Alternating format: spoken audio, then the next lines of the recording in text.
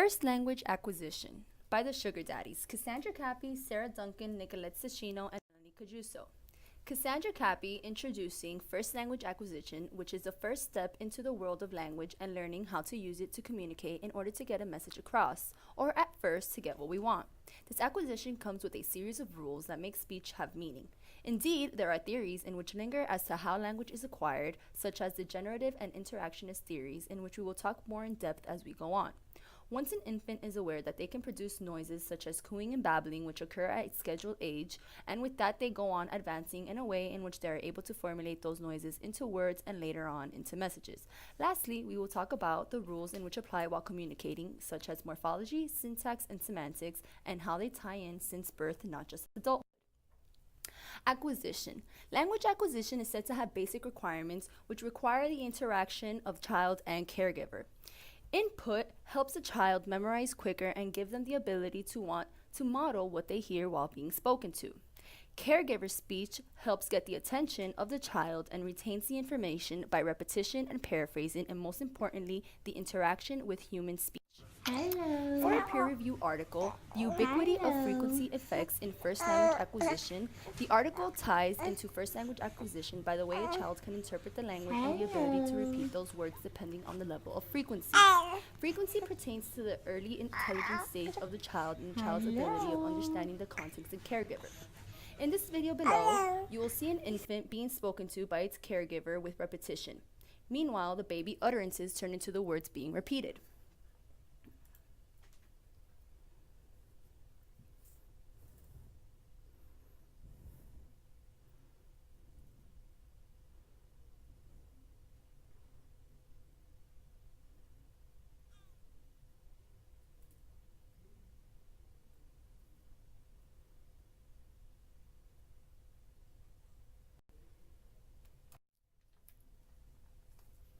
This is Nicolette, and there are many theories about language acquisition, but the two main are generative, which support nature and the belief that language is acquired, and the interactionist, which supports nurture and the belief that language is learned.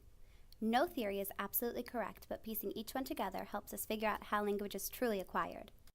Nativist Noam Chomsky gives credit to LAD, or a language acquisition device, which is the instinctive mental capacity for acquiring language within everyone's mind. Many argue that the LAD doesn't explain how we learn grammar. Behaviorist B.F. Skinner has an explanation. He believes that positive reinforcement enhances language development and that children learn everything about language from the people who surround them.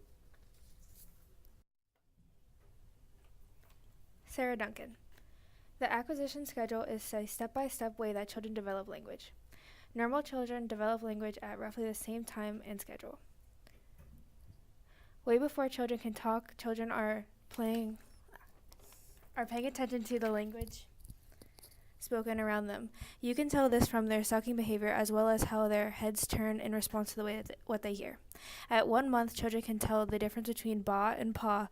Also, during the 3-month, children develop different cries to communicate what they want at the time. Cooing is the first stage of the acquisition schedule. During this stage, the children can only pronounce vowel sounds like E.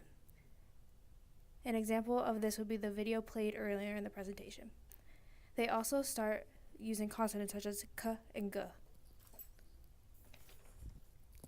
Babbling is the second stage of the acquisition schedule. From 6 to 8 months, a children can pronounce many vowels and consonants. From 9 to 10 months, there is a recognizable intonation pattern seen in the relationship between vowels and consonants. An example of this is ba, ba, da, da. Between 10 and 11 months, the combination of vowels and consonants become more broad, and the child attempts a social role of speech as well as sound play.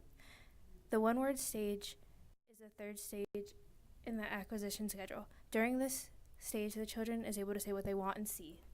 The two-word stage is the fourth stage of the acquisition schedule.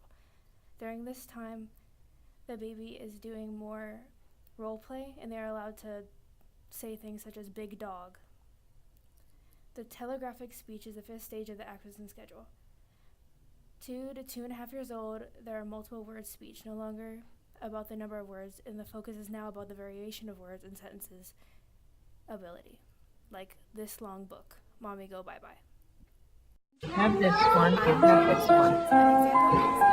Everybody got the pictures? Next is the market. What What did your person do before they went to school? Cats, dogs, or books. They drive to He did what? They drive. Drive to school? Children are designed in such a way to look for rules in the data around them. For example, They're very good at finding rules that are there, and they're very good at even overgeneralizing these rules. Here's an example of the children at 2 years of age. What's going overhead?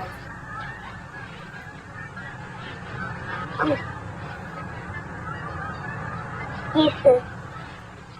We find everywhere that children take the irregular patterns of their language and try to make them as regular as possible.